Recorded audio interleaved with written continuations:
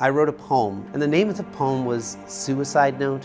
In that poem, I apologized to my children, and I apologized to my wife, because I knew I couldn't live, because I'm a woman. And this is something I know that is not acceptable, and that the world will not understand, and because of this, I will likely die. I found puberty to be quite confusing. The changes that were happening with me didn't really reflect who I felt I was. I knew that I was different. I always felt more comfortable with feminine forms. So it's something I worked really hard to suppress. It's something I worked really hard to hide. I didn't let people into what I was wrestling with, but I found ways to express myself in other ways which were safe.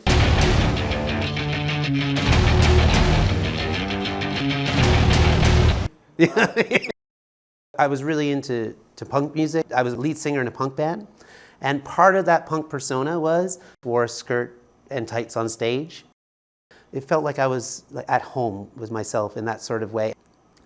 It wasn't until I was about 35 when I realized that this was not something that was going to go away.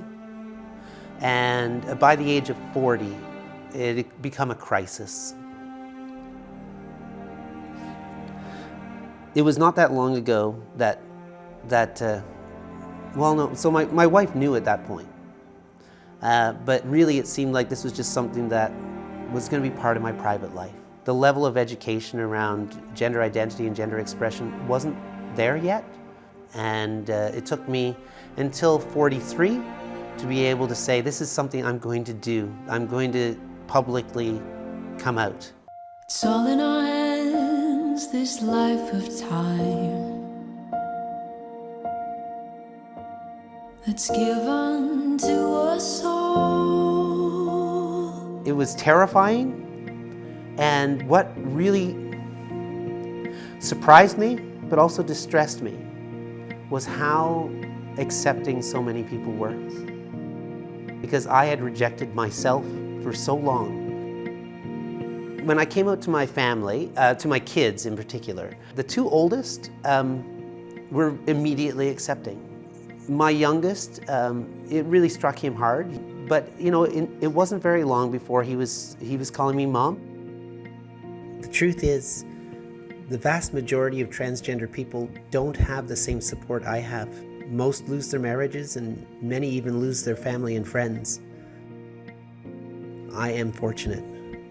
I really thought everyone was going to reject me. I'm still married, and I also thought I was the only one, which is bizarre because I got to Kingston and it's like there's a number of transgender military members here.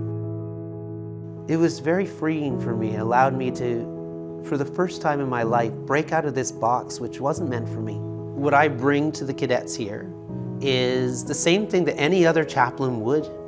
Most of the cadets that I talk to actually don't see me as transgender. They see me as a chaplain.